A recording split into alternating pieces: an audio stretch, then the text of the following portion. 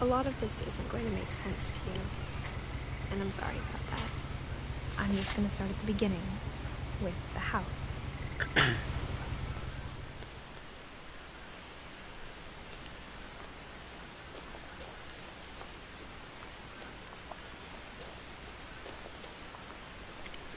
I lived here until I was 11, but I wasn't allowed inside half the rooms. Is it an interactive game?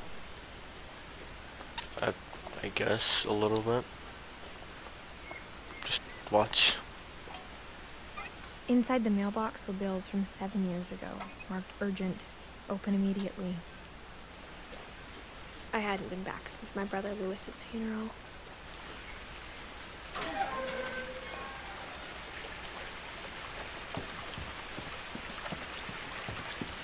In her will, my mother left me a key, but didn't tell me what it unlocked. Maybe she thought I'd know.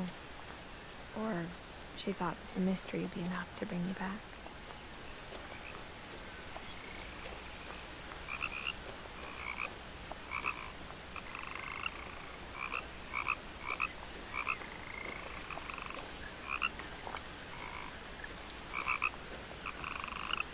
The truth is, even after I inherited the house, I never thought I'd come back to it.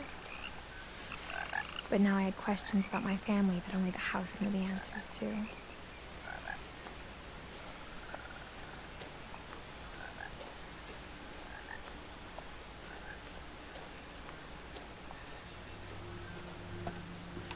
The woods around the house have always been uncomfortably silent.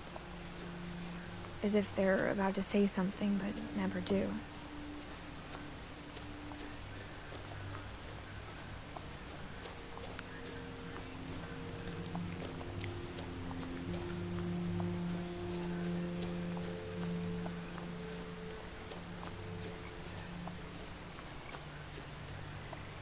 The house was exactly like I remembered it, the way I'd been dreaming about it.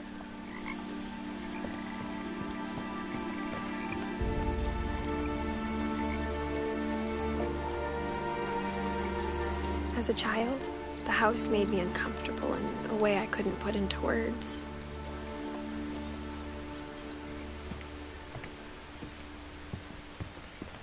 Now, as a 17-year-old, I knew exactly what those words were.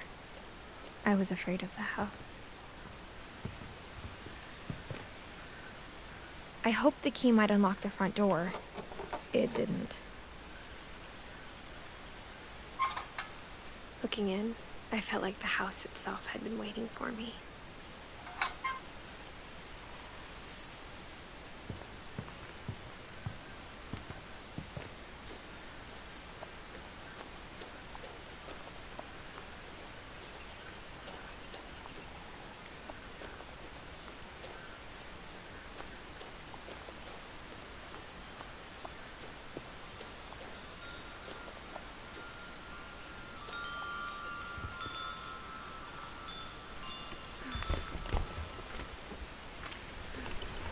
Crawling through the doggy door used to be a lot easier when I was 11. The power had been turned off the night we left.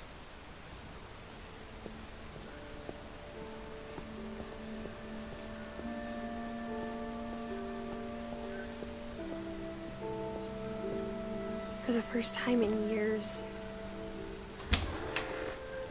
I felt like I was home.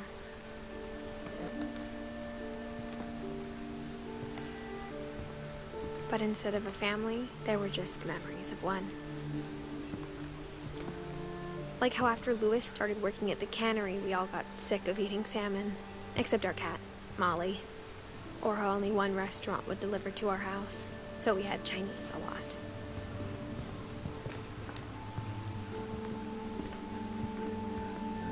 The table was still a wreck from the night we left.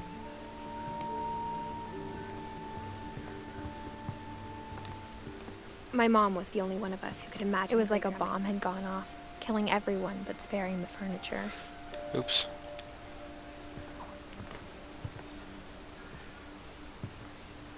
Nothing in the house looked abnormal. There was just too much of it, like a smile with too many teeth.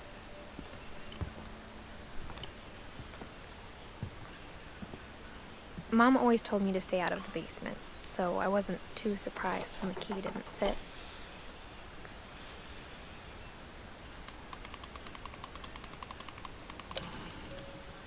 Is this a scary game? No, it is not. It has that atmosphere, but it's not.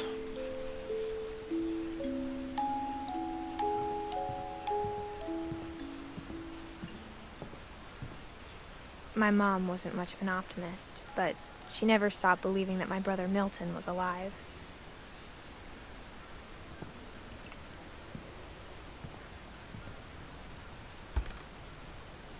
Edie told me once that every Finch who ever lived is buried somewhere in the library.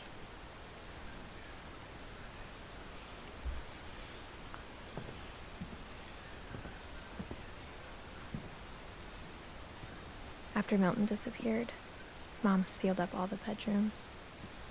Then Edie retaliated and drilled peepholes.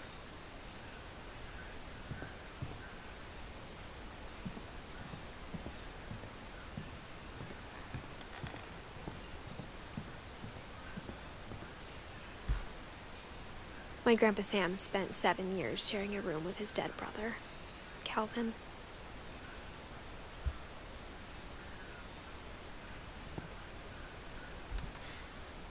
As a kid, I just assumed every house had peepholes and sealed rooms you weren't allowed inside of.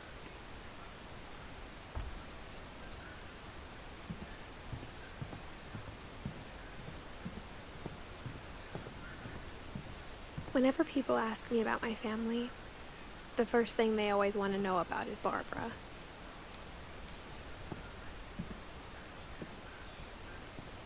Mom must have locked the third floor stairs on the night we left.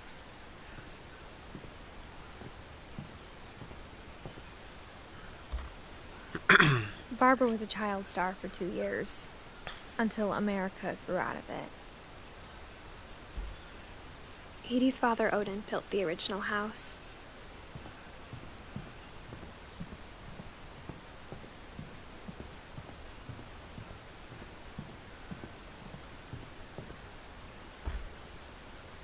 Molly always seemed like a girl I could imagine being friends with, if she hadn't died in 1947.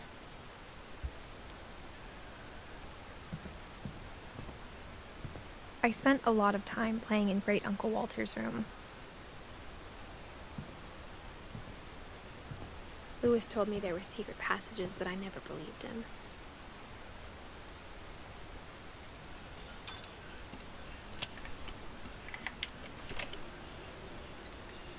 Turns out, my mom was really good at keeping secrets.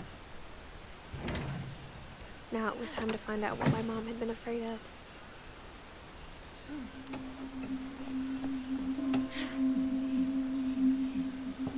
Reading this, maybe it sounds like I had a plan, but I had no idea what was behind that door.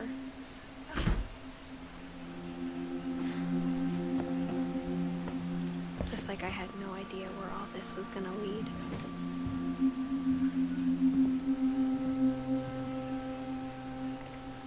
I got the sense Edie had spent a lot of time here, before my mom sealed the doors. December 13th, 1947. Dear Diary, I'll be gone soon, but I wanted to tell somebody about what's gonna happen. It started when Mom sent me to bed without dinner. I woke up and I was starving, so I looked around for something to eat. The gerbil food was dry, but I didn't mind it.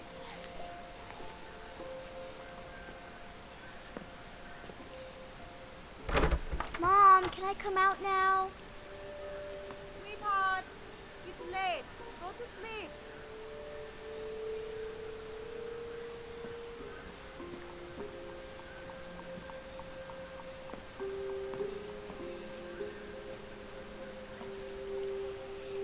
I thought about eating Christopher, but I held back.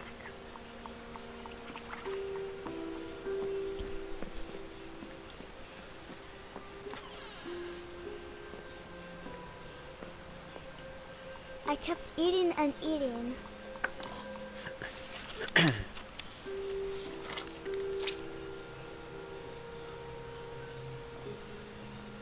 I ate a lot of things that night.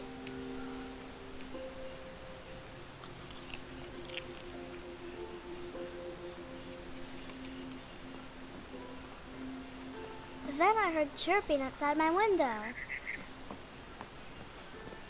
It was a barn swallow going back to her nest. I reached out for her.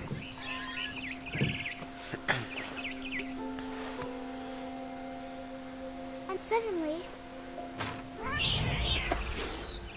I was a cat.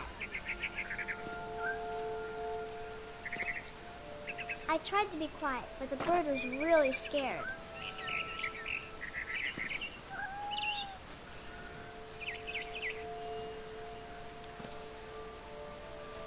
Mom and Dad didn't even look at me.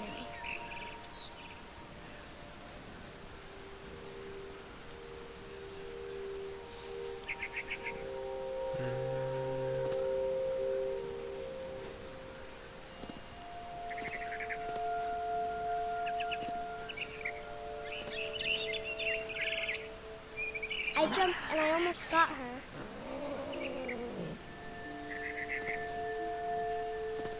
I could tell she was getting really tired. Now I was up in the big tree. I promised Dad I wouldn't climb it anymore. All I cared about was eating that mama bird. I gobbled her up.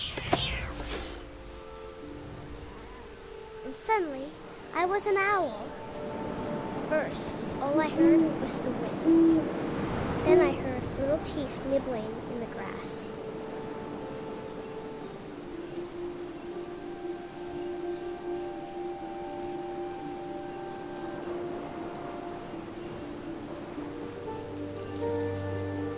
Rabbits. What the hell is this? I'll see.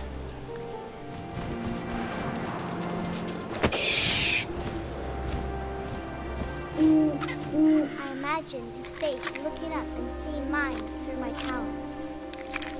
I swallowed him up, and I didn't chew one bit. Then I flew off to find something bigger.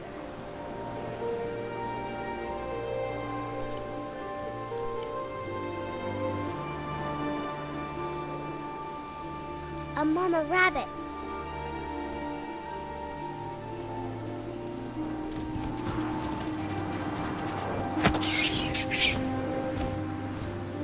She was almost too big to carry.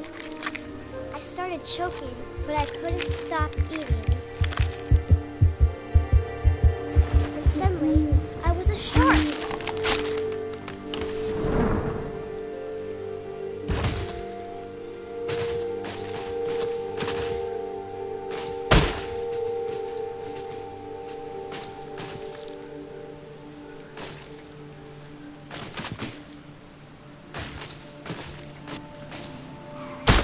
I rolled off a cliff. How and does into this the even ocean. make sense?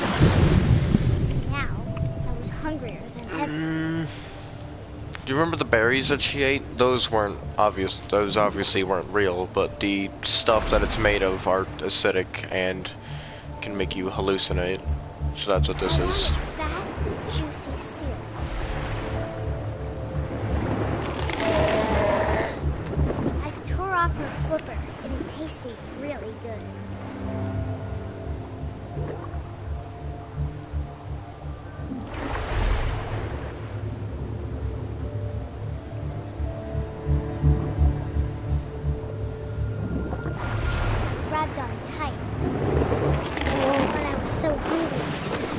out of the water. When I opened my eyes, everything had changed. Now I was a monster, and I smelled people everywhere.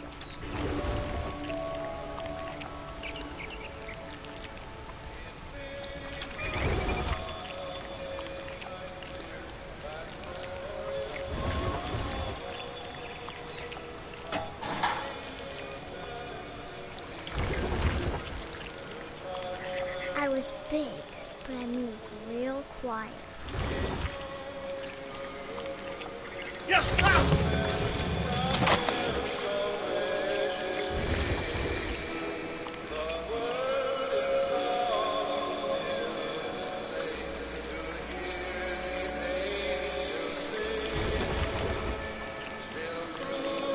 I wanted to stop, but also I didn't.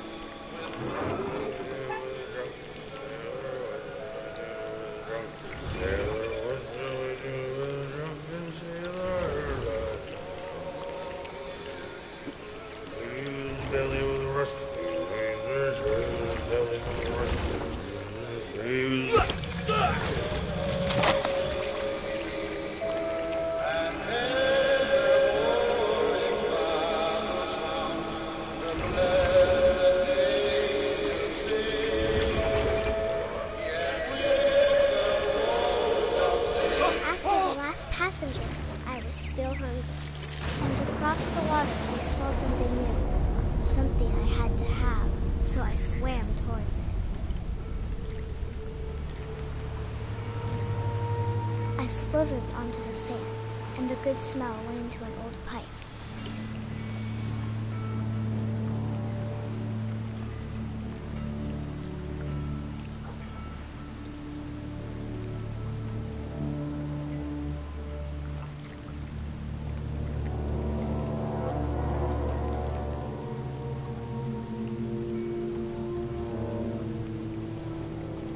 I got closer and closer.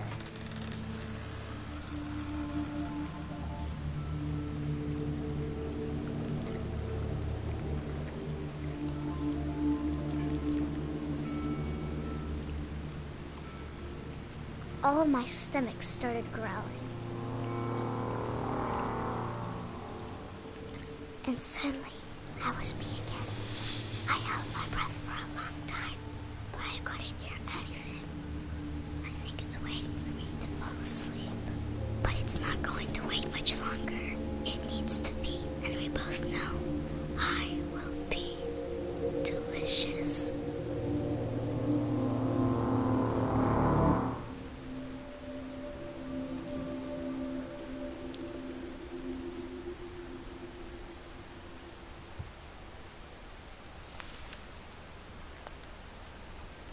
I'm not sure if I believed all of that, but I'm sure Edie would have.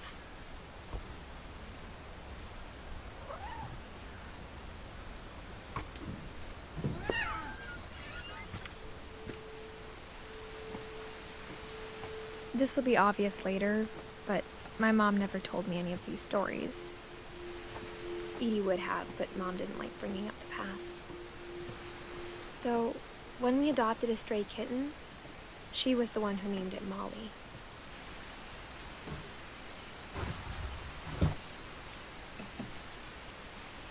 I spent a lot of time in Great-Grandma Edie's room.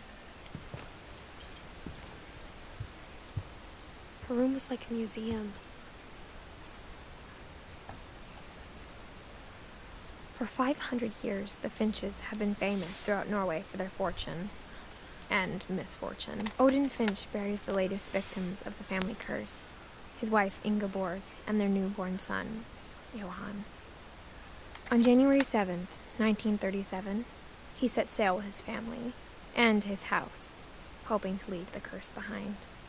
But 40-foot waves off the coast of Washington send the house and Odin to the bottom of the sea. Odin's daughter Edie, with husband Sven and baby Molly, step ashore in their new home. Odin Finch is the first to be buried in the new family cemetery. His daughter Edie is already dreaming of a new Finch house.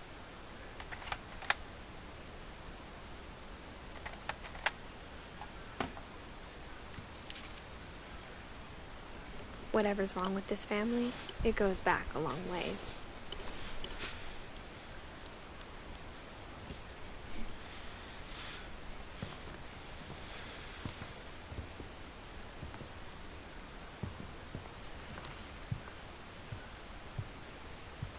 When Edie told people Sven was killed by a dragon, she could also have said he was building a dragon-shaped slide that collapsed. She could have, but she didn't. Even in her 90s, sometimes Edie seemed a lot younger than my mother. The only trace Grandpa Sam's first wife Kay left on the house was the pink bathroom. It was a pretty big trace.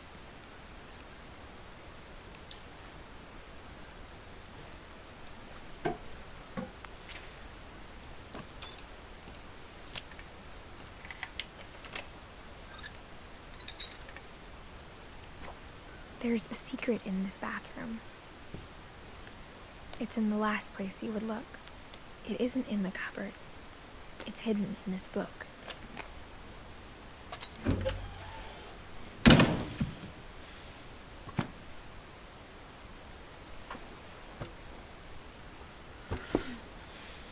Sven gave Sam an old camera he'd refurbished. He never put it down.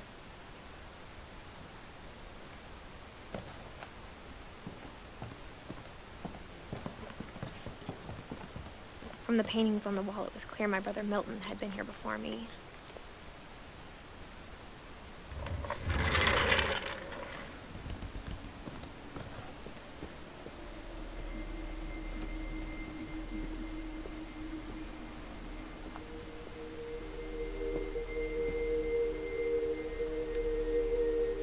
I knew Grandpa Sam had a twin,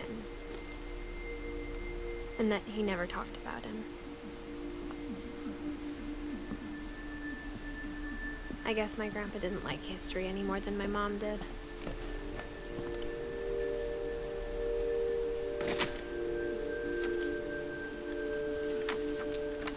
How I Want to Remember My Brother by Sam Finch. The thing I remember is that when he made up his mind, that was it. My brother said he'd die before he ate another mushroom, and he did. At Barbara's funeral, we swore we'd never be afraid again, and he wasn't. I think Calvin always wanted to fly. Sam! Calvin! Dinner's ready! Coming! But that day, he finally made up his mind to do it. I told him going around was impossible. Maybe if I hadn't said that. Calvin! I'm not gonna tell you again! Maybe if the wind hadn't picked up. And maybe he'd still be here. But I doubt it. I think he'd already made up his mind. That's what I want to remember about my brother.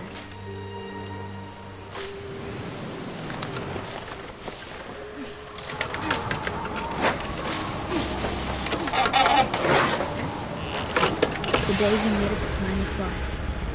And he did.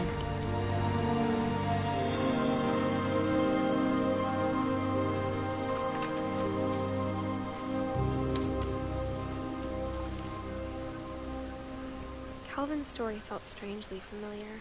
When I was younger, I remember trying to do the exact same thing. After the funeral, Edie roped off Calvin's half of the room.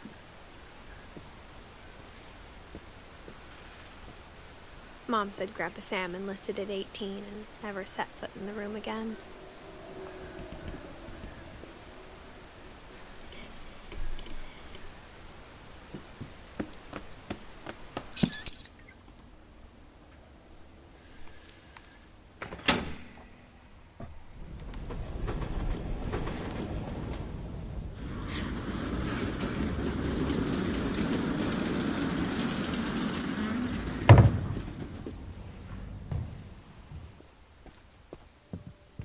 The passages were a pretty tight fit.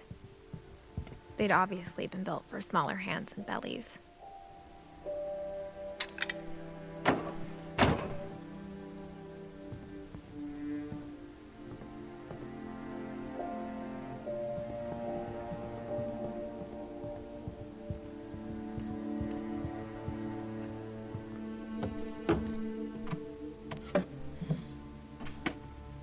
Growing up, I always thought of Barbara as a child star.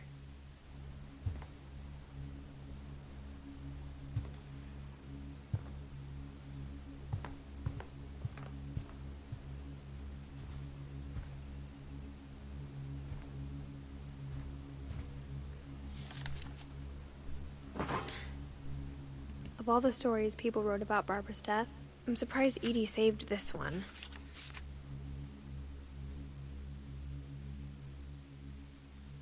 Old Jack here with another ghastly tale inspired by America's most unfortunate family.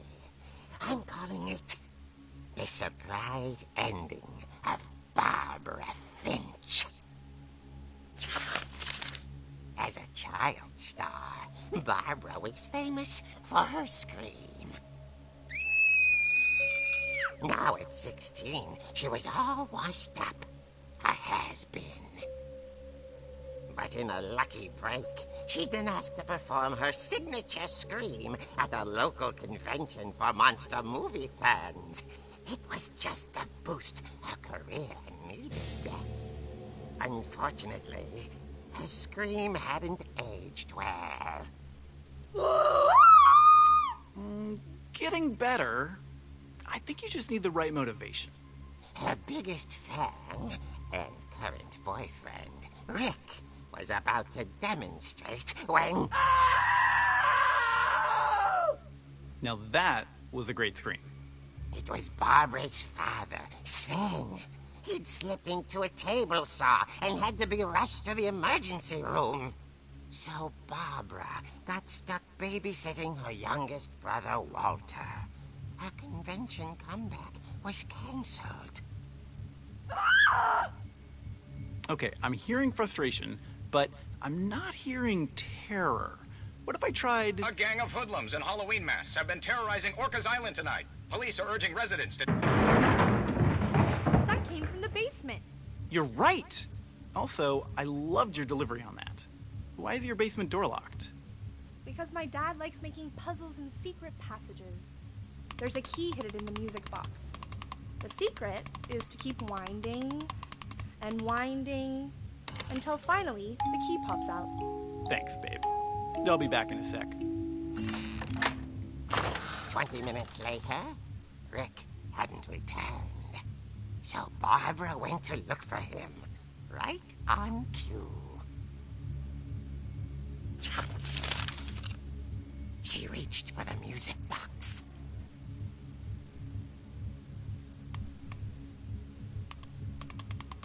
And as she wound the key, she listened for Rick, but the house was silent.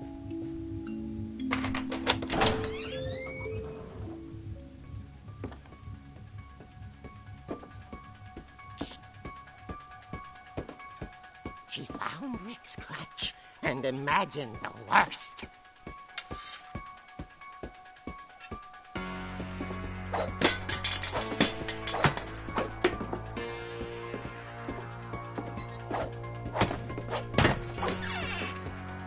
The gang's leader is the infamous Hookman killer, Dr. Carl Hamill, who impaled and then ate his family 10 years ago tonight.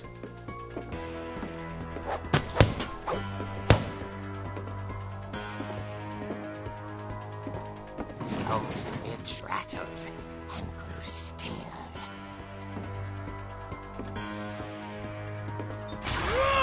Oh dear! Oh! Rick? Barb, relax. I was just trying to scare you to help you find your scream. Well, I'm not scared, Rick. I'm furious. Then act furious.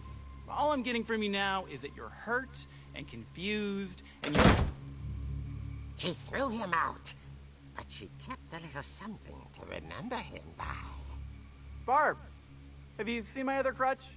And she was still holding it when she fell asleep watching the Late Late Picture Show. Hours later... Barbara! Walter, what's going on up there? Ah!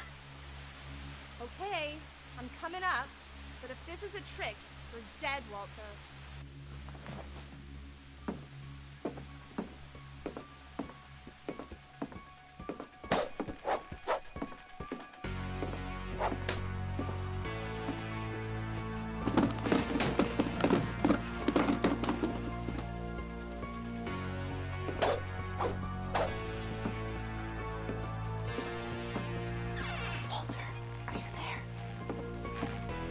Walter had vanished, but his bedside radio was still on. Orcas Island police describe the man as 6 feet tall, with a steel hook for a hand. Residents are urged to lock all doors and windows and notify the police of any suspicious activity. Barbara turned, saw the hook man, and was speechless. He was quite smashing.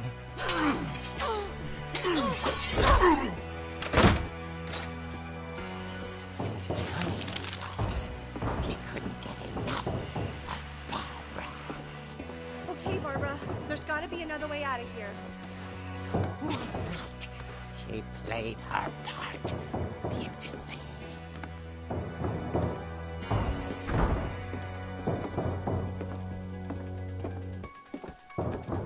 Molly's door hadn't been opened in years. The hinges groaned.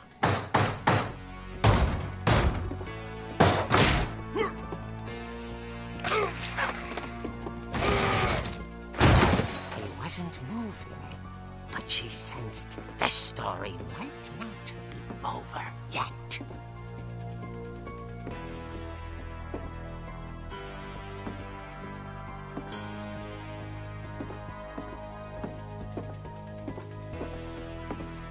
The hookman had vanished. She listened for his breathing, but all she heard was...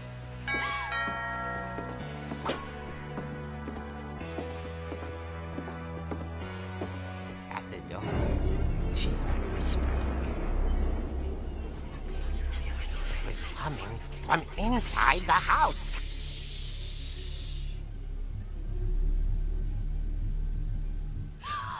Oh dear.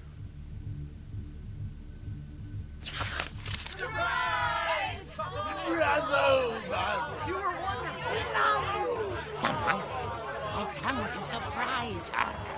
For Barbara, it was a dream come true. Then she saw what kind of monsters they were, and she realized what was about to happen. She was going to be famous. And with her final breath, Barbara Finch gave the performance of her life.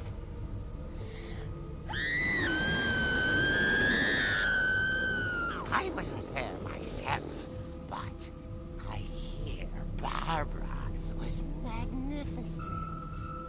Poor girl. She had a taste for stardom. But unfortunately, so did her fans.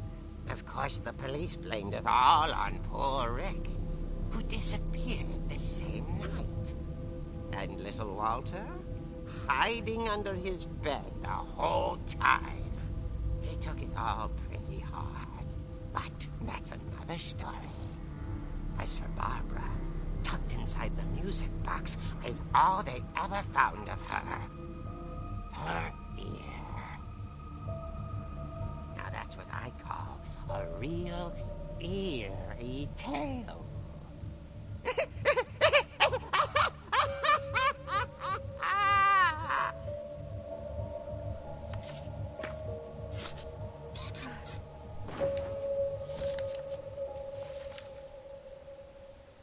Edie told me all Barbara wanted was to be remembered, as absurd as that comic was. Maybe what Edie saw was a happy ending.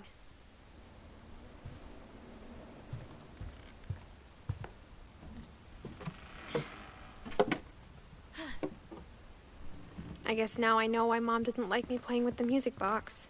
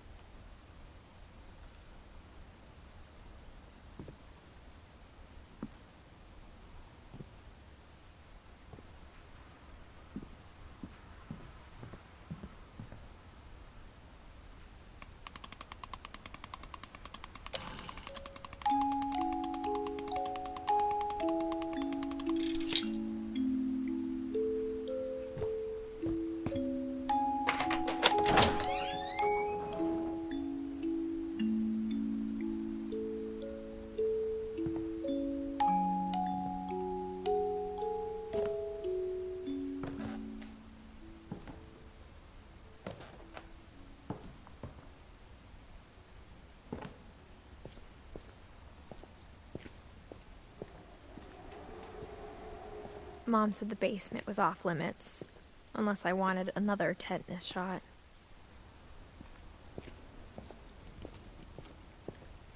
I saw Edie sneak down to the basement once, carrying packages.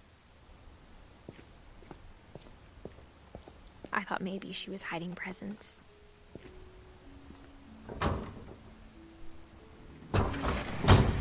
It turned out she was hiding a lot more than that.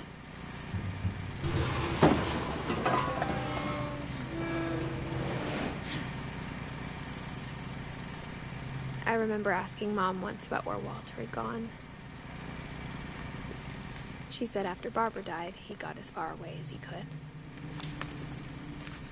If there's a pattern in all these stories, I think it's that none of us has gotten very far.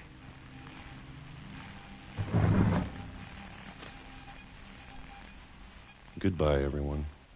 I can't believe I've been down here for 30 years. On that first day, after the shaking started, I didn't think I'd survive a week.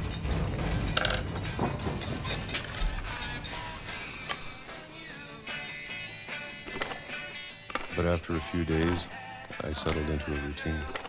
That's what kept me sane. Having a schedule, living for today. I always expected to be dead tomorrow. But if you wait long enough, you get used to anything.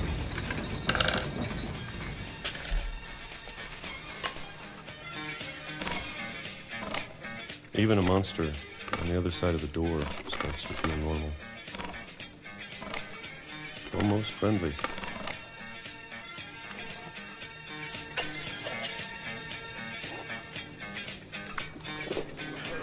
And then one day, everything just stopped. Whatever that thing was, it was gone. Maybe it got tired of waiting. Or maybe I just got tired of being afraid.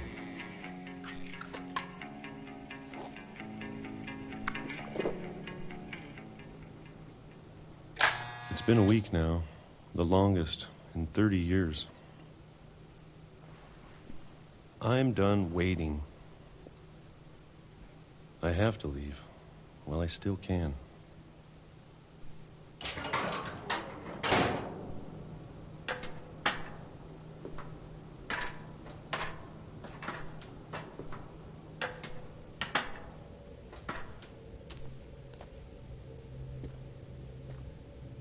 I know it's out there somewhere. Whatever killed Barbara and Molly and Calvin. Maybe this is all a mistake. But I need to stop living the same day, even if it kills me.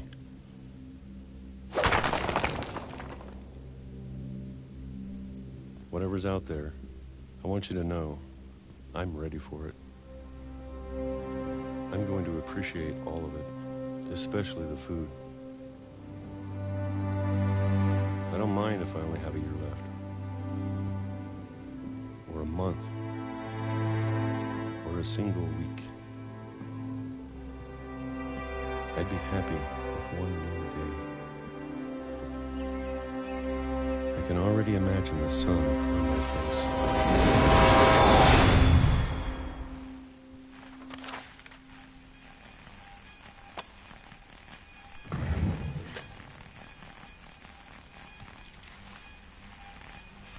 Walter died when I was 6. I can't believe my mom never told me he was down here. I'm sure my mom was trying to protect me.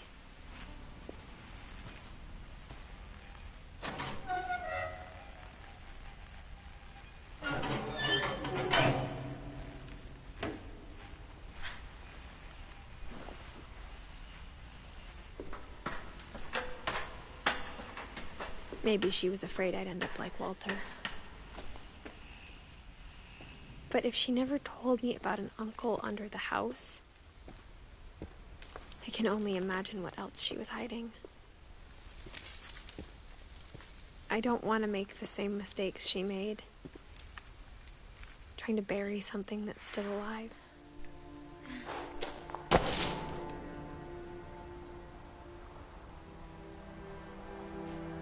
Now that there's only one of us left, or maybe 2, I thought it was time I heard the stories for myself and found out what happened to everyone else. But now I'm worried the stories themselves might be the problem. Maybe we believed so much in a family curse, we made it real.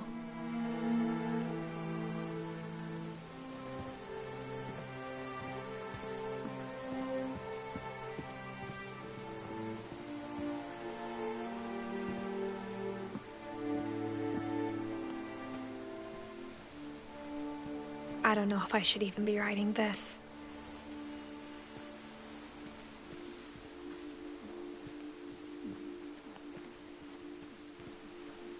Maybe it'd be better if all this just died with me.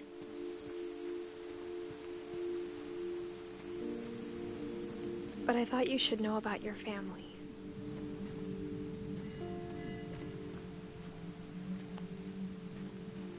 And the history you're a part of.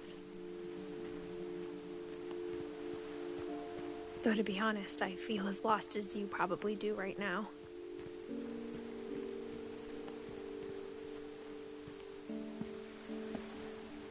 I think the people in these stories believed them, for what that's worth.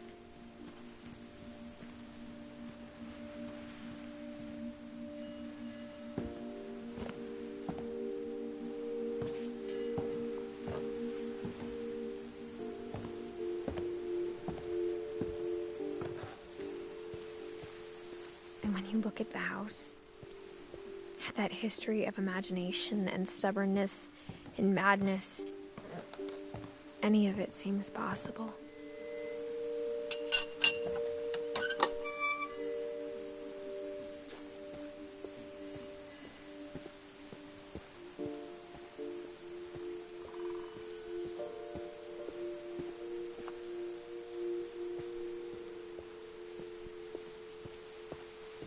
I think we've been surrounded by death for so long, we've just gotten used to it. What kind of family finishes building a cemetery before starting the house?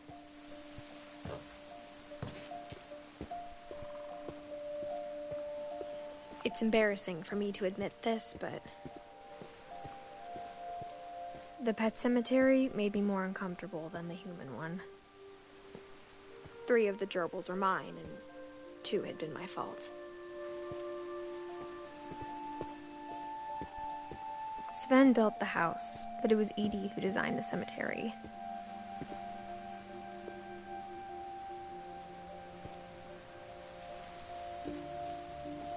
I'm sure Odin's monument had been Edith's idea. My mom was always trying to move on, but for Edith, the past never went away.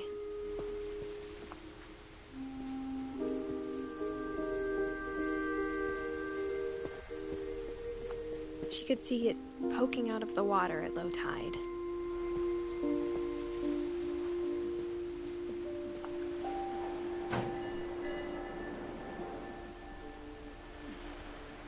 Edie said she dreamed about the old house every night.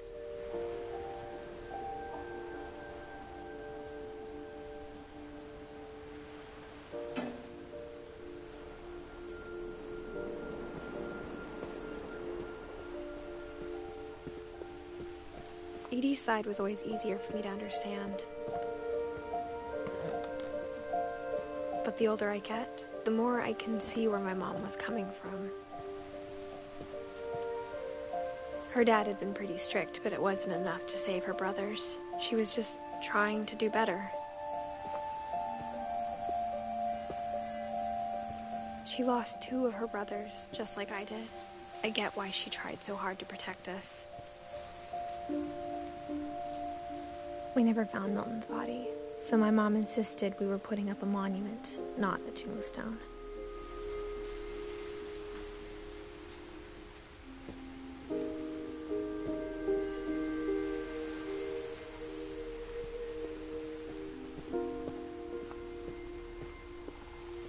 There's so many things I wish I could ask my mom now. Part of me thinks this is what she wanted all along. For me to come back someday and find everything out for myself.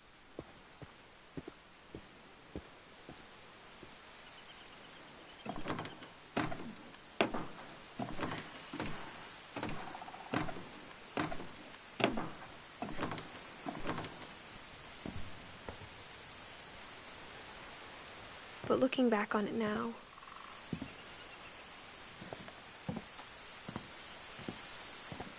if she told me there was going to be so much climbing, I never would have come when I was 22 weeks pregnant.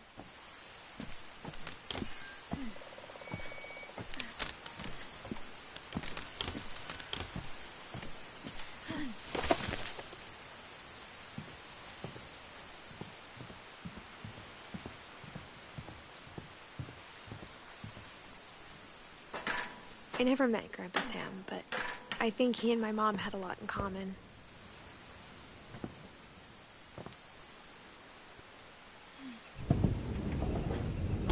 They were both pretty intense.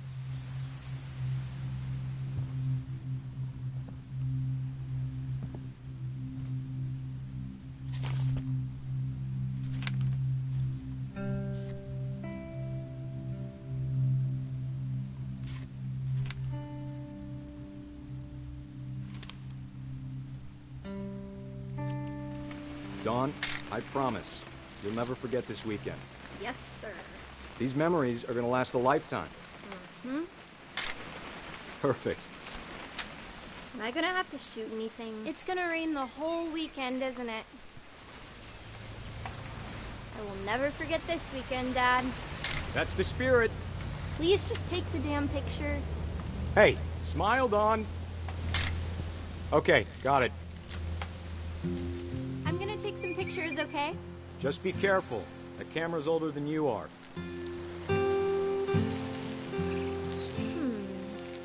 Definitely. Hey! That's a keeper. I'm just saying, I'm not always gonna be here, Dawn. You'll need to remember this stuff, if you want to survive. I'll be fine, Dad. You know who else thought he was gonna be fine? Some guy who died. Dawn, I'm being serious. I know, Dad. You're always serious. Doesn't being out here make you want to chill out? Well, to tell you the truth, I haven't been out here in 20 years.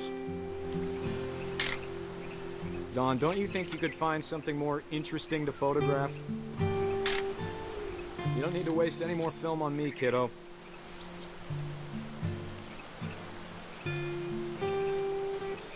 Last time I was with my brother Calvin. Man, that was a great trip. Dad! Good eyes, Dawn. Before you take the shot, let me get a picture of you. Dad, I... Just breathe. Turn off your imagination. Focus on your target. Let me get behind you. Do I have to do this? Dawn, you don't have to do anything. But if you want to survive, You'll need to be strong.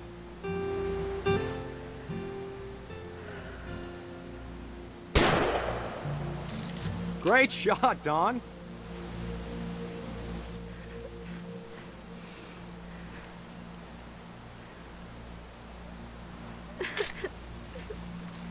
I'm proud of you, Dawn.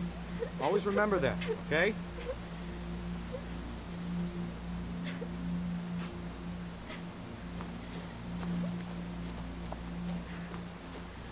Sorry, Don. Just gotta reset the timer.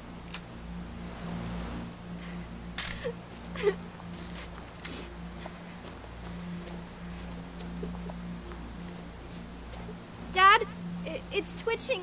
I think That's it's totally normal, Don. Just focus on the camera. Try not to think about— Dad!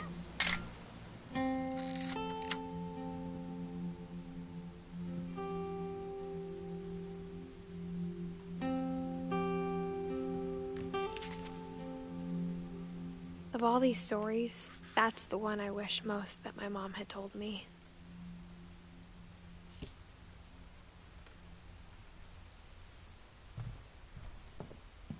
Instead of hiding from death, Sam seemed to go out of his way to meet it.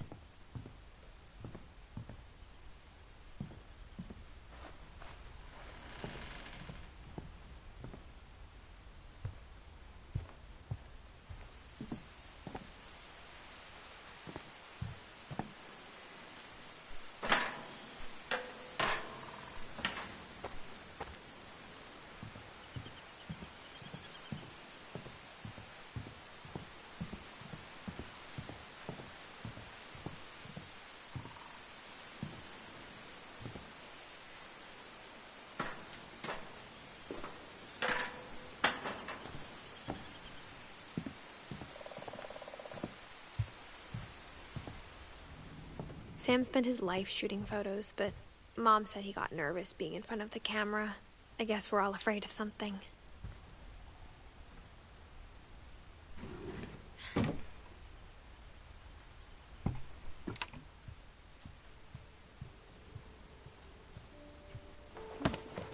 After Sam died, my mom and Edie got really close. They'd both lost a lot.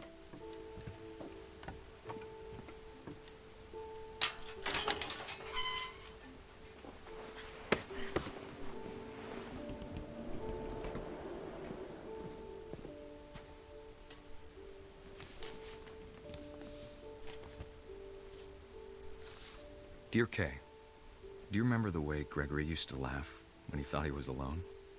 Like something funny was happening, but only he could see it. I think he saw things the rest of us don't.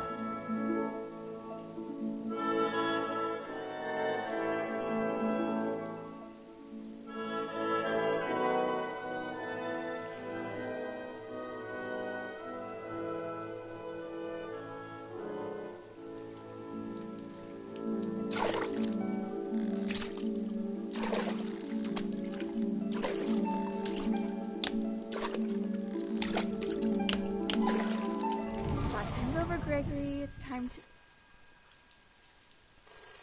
Hold on, sweetie. Hello? Sam, I told you I don't want to talk right now. I wonder what he saw. What his world was like.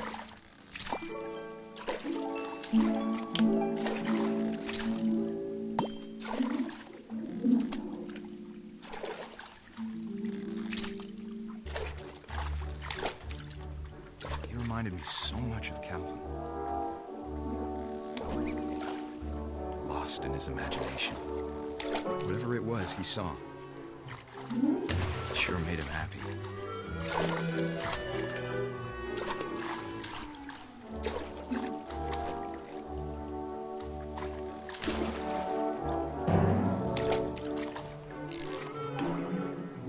I know how silly it sounds.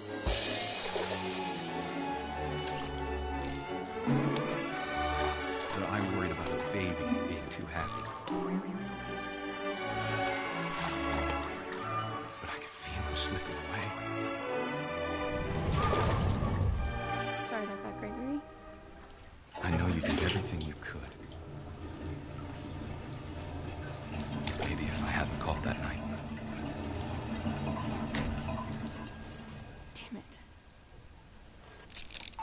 Come on, I don't want Gregory to hear this.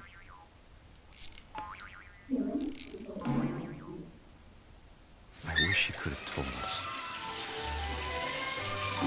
about the world he saw.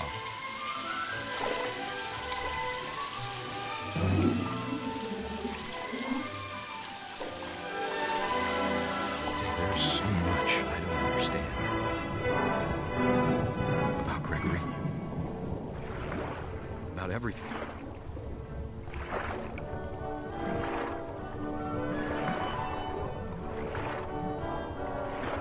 But I know what happened wasn't your fault.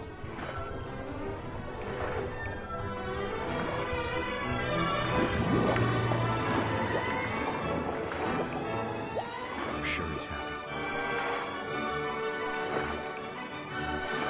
And he'd want you to be happy too. Good luck, Kay. Love, Sam.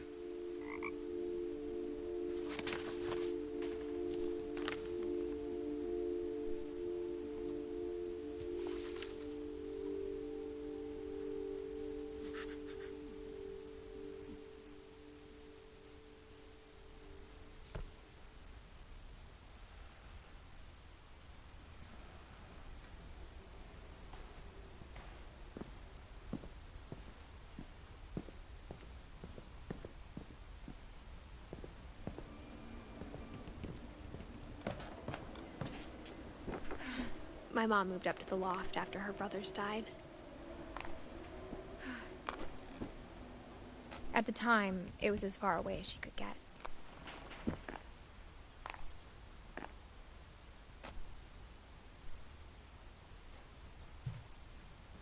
I can't imagine what it was like for her to lose 2 sons after she'd already lost 2 brothers.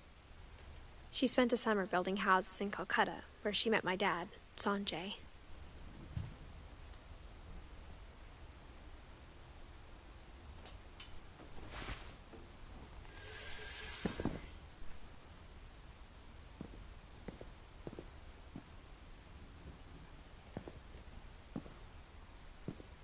I can't imagine my mom ever writing poetry, and yet... A poem for Gus, who always said the wedding was a bad idea. Our father never hit us kids, at least not very hard, before the day my brother said with teenage disregard that he'd be dead before he'd see a wedding in our yard.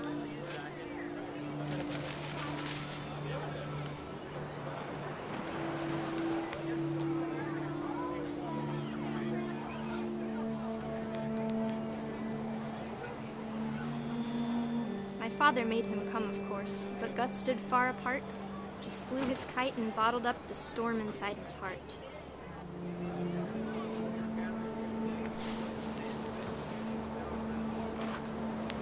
I tried to talk him out of it, but though he'd never met her, we don't need a stepmom were the words that I now pronounce you husband and wife.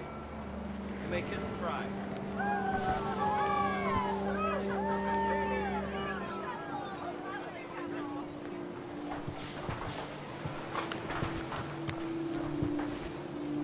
When the time for photos came, Dad ordered him to come here.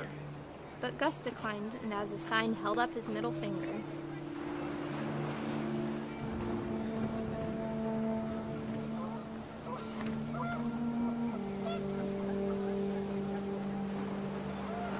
The wind picked up, and panicked geese appeared and quickly went. But all the humans did that day was go inside the tent.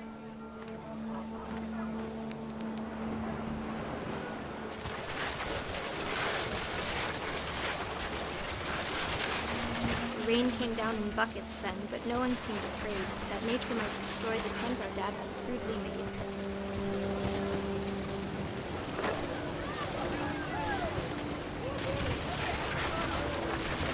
The thunder sounded much too close and full of angry power. But all my father said to this was, "Make the music louder."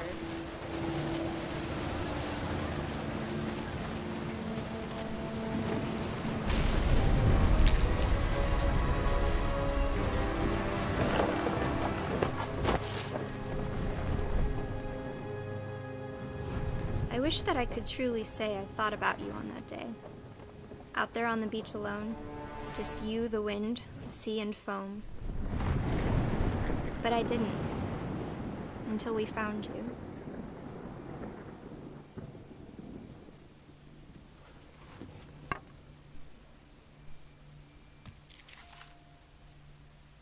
She never talked about him, but Mom told me once if I was a boy, they were going to name me Gus.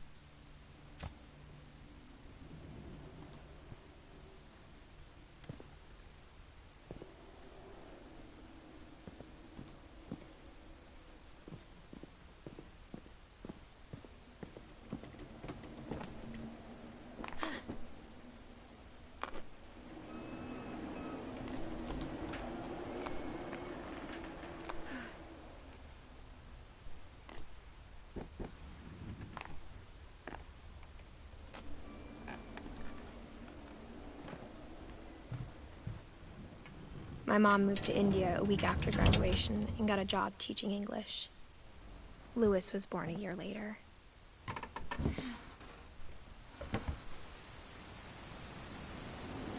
When my dad died, I don't think Mom knew where else to go. I'm sure Edie was happy to have her back. The house had to get a little bigger, but Edie was used to that. And for a while, things were good. Almost normal. But it didn't last. The beginning of the end was Milton's 10th birthday, when Edie gave him a castle.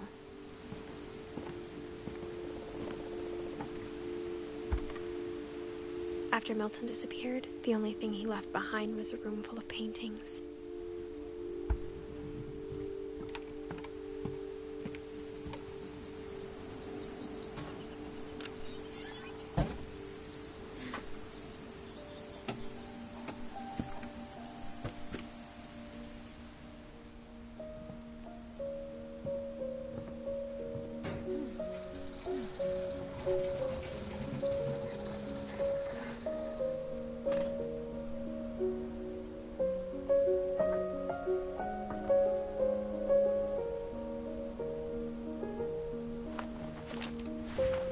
Milton Finch in The Magic Paintbrush.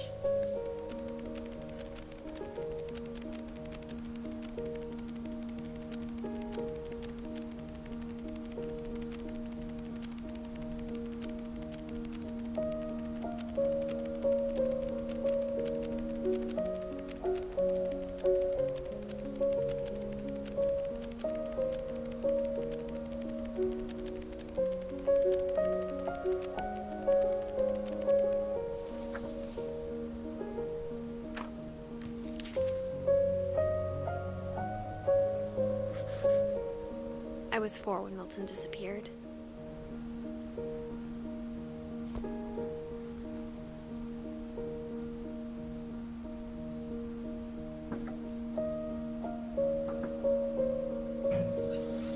Mom spent months searching for my brother. Then she sealed the doors.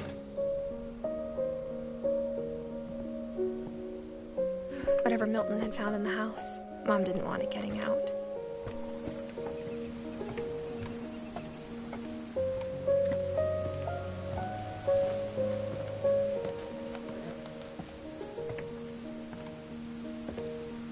Mom definitely blamed Edie, but I think Louis blamed himself. After he graduated, he just spent more and more time in his room, until Mom got him a job at the cannery.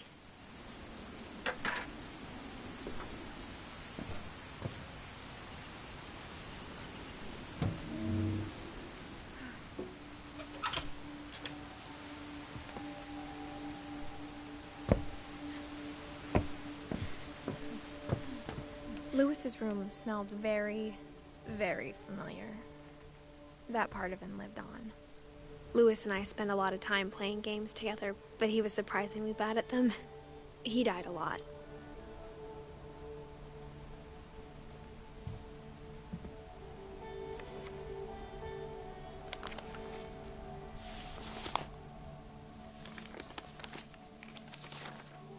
Dear Mrs. Finch, as Louis's psychiatrist, I can understand your desire for an explanation.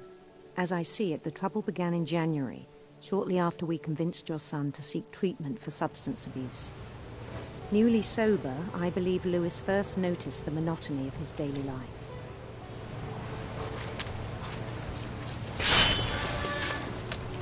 He kept working at the cannery, but he withdrew part of himself. In our sessions, I saw the same behavior. His mind began to wander. I asked him to describe it. He said he started small, imagining a labyrinth.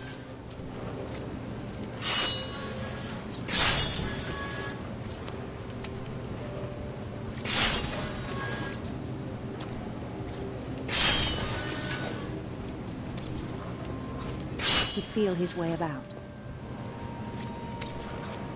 Then something moved. Bats. And toads.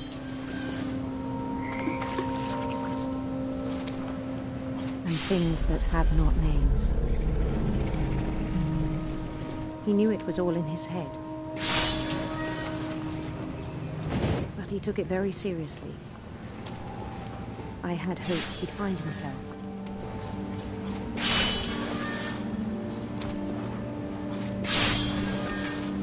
But he found something more. I worried about him then. Daydreaming at the cannery.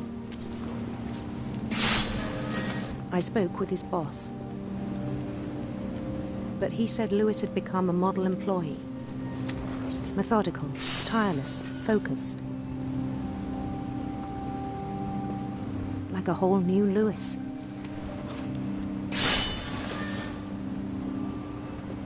So I let him go on.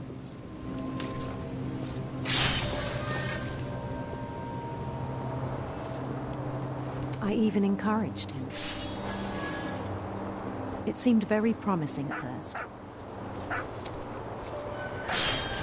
He told me he'd made a new friend.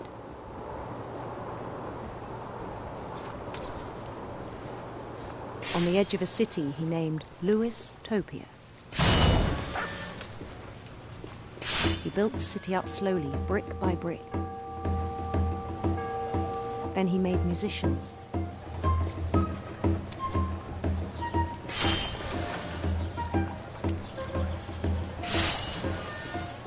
And songs for them to play. He talked about starting a band. And he was always humming something. Every day his imagination grew stronger. He no longer spoke at the cannery.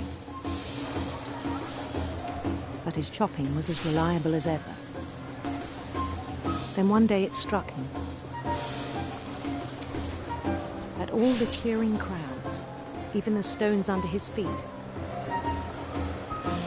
were all in his imagination. So he could do whatever he wished.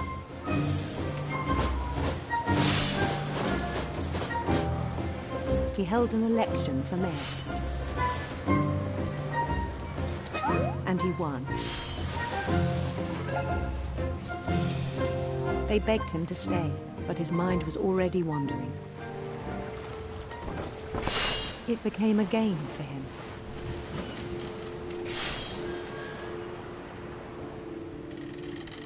He'd conquer a city, then immediately push on.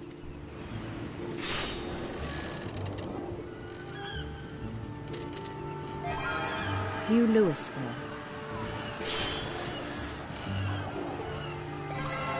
St. Louis. He started drifting away from our reality.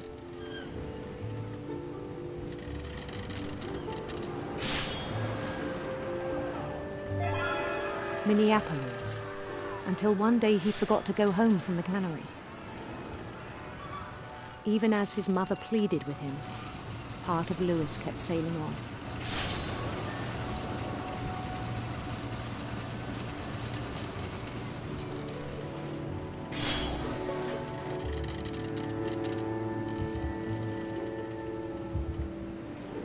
In Louisburg, he heard rumors of a handsome queen.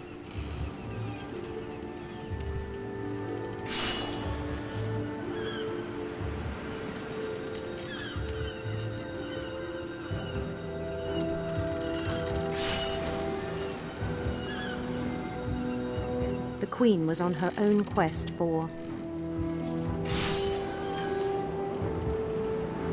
sinister serpents.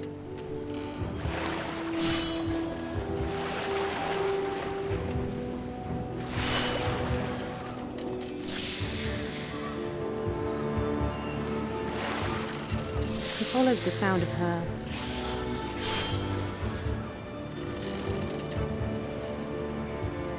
silver harp.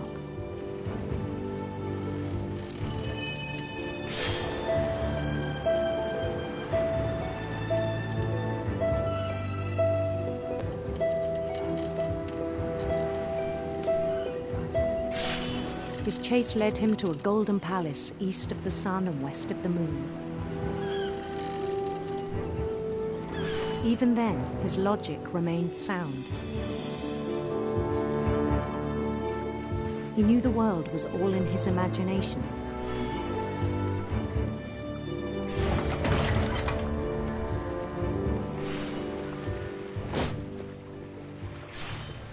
But he was so proud of having created it.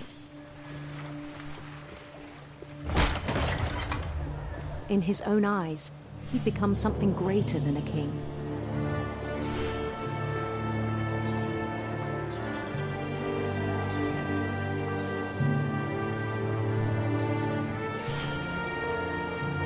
For someone who'd never known success in the real world, I think it was overwhelming. And then it struck him that the real Lewis was not the one chopping salmon, but the one climbing the steps of a golden palace.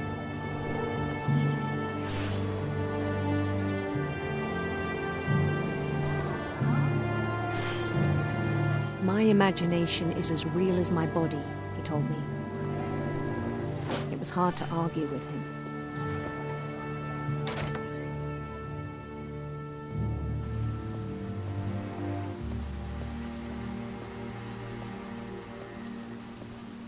He began to forget the world we know.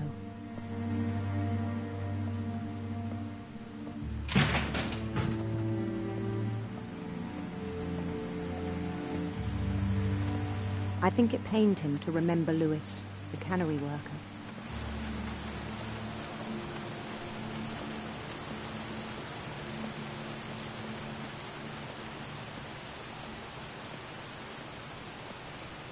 He began to despise the man with a royal contempt.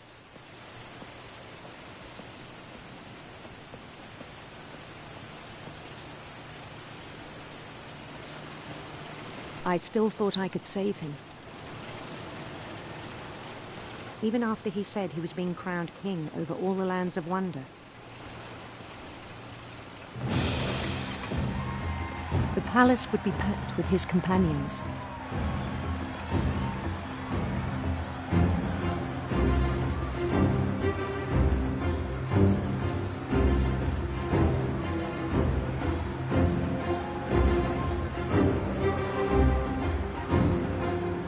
Including the wise Calico who'd insisted on advising him.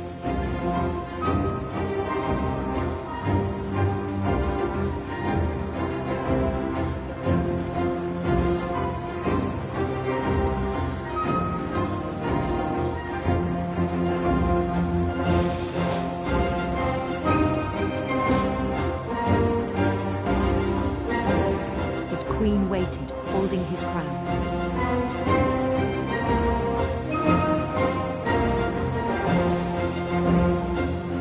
There was only one thing left to do.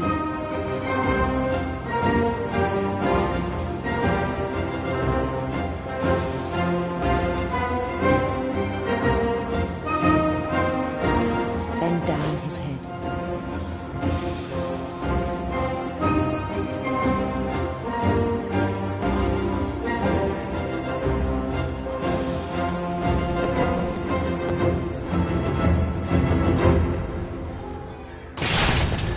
rest I think you know. Mrs. Finch, your son was a kind man who will be missed by all of us who knew him.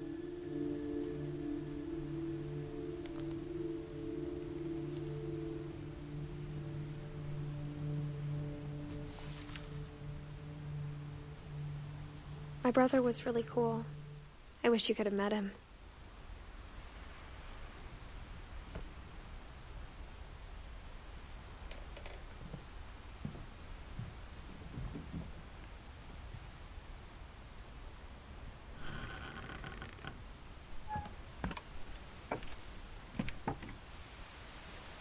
On the way back from Lewis's funeral, my mom told me to start packing.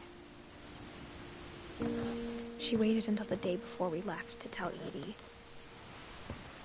I'm not sure if she wanted to make it easier or harder.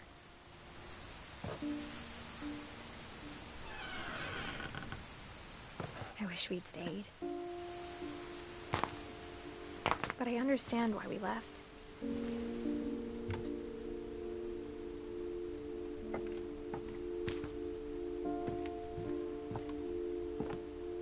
My mom ended up leaving everything behind. What happened that night had been coming for a long time.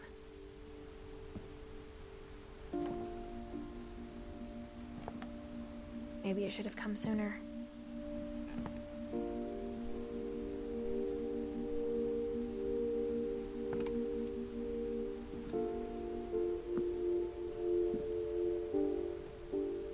But it had to end one way or another.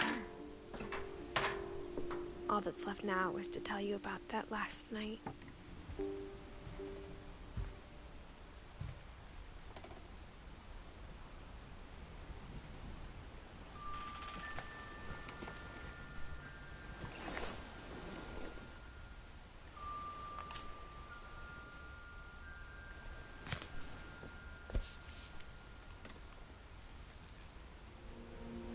That whole last day, Edie just watched us pack and didn't say a word.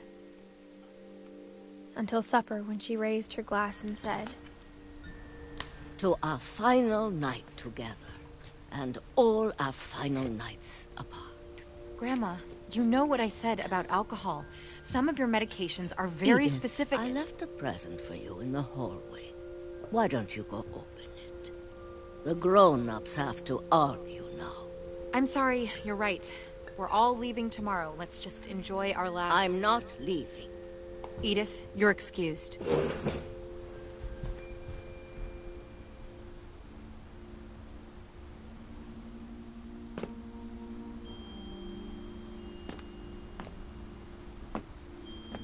the power had been shut off that morning, but Edie always had plenty of candles.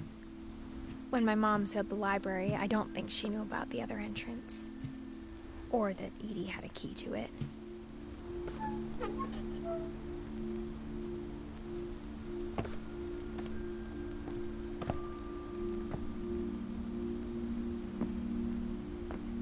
That thing you're afraid of isn't going to end when you leave the house.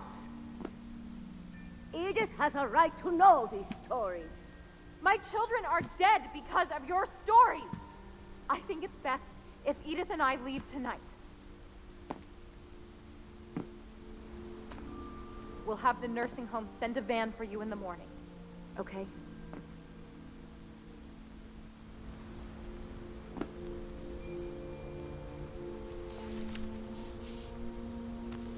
Dear Edith, there's so many stories I wish I could tell you, but there's only time for one. This is about what happened on the night you were born. That night, the tide went way, way out. It was the first and last time I ever saw the old house aground. There'd been an earthquake out in the middle of the ocean. They called it the lowest tide in 1,000 years. God, it smelled awful. You know, I've seen that house every day of my life. But I never thought I'd go back to it. When the fog rolled in, I lost my way.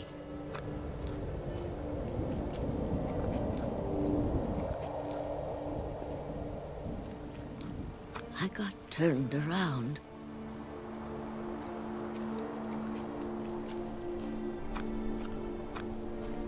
I started seeing things.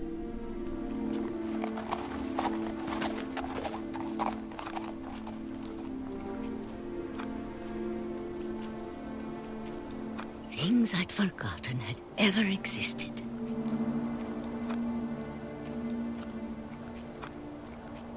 But when I saw them, they felt like old friends.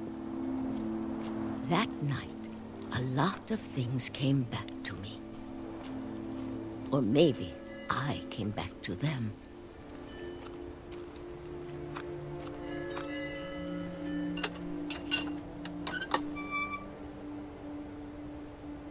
Things I can't explain, but that I need you to try and... Edith, what are you doing in here? It's mine. Edith! Mom, you're gonna rip it! Let go! I kicked and screamed, but Mom dragged me to the car. I never saw Great-Grandma Edie again. The next morning, the van came to pick her up, but she was already gone. After that, we moved around a lot.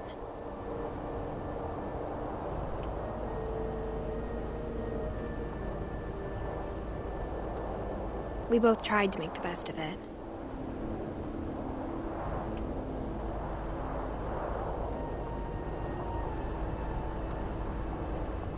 A few years went by.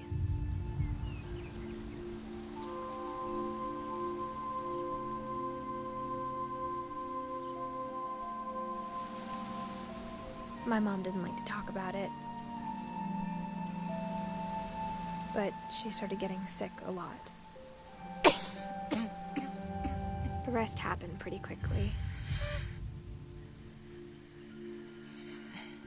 She got better for a while, and then she didn't.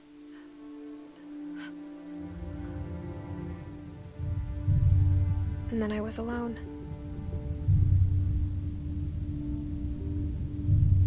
The last Finch left alive.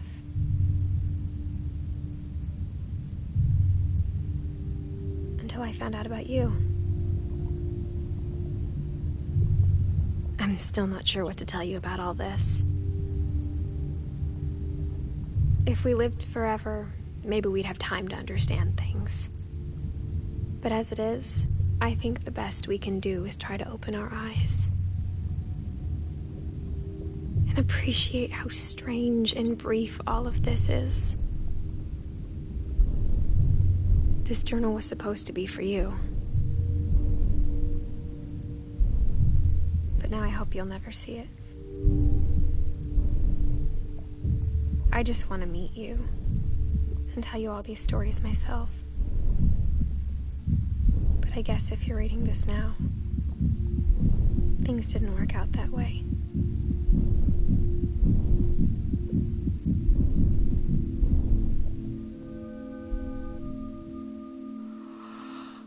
This is where your story begins.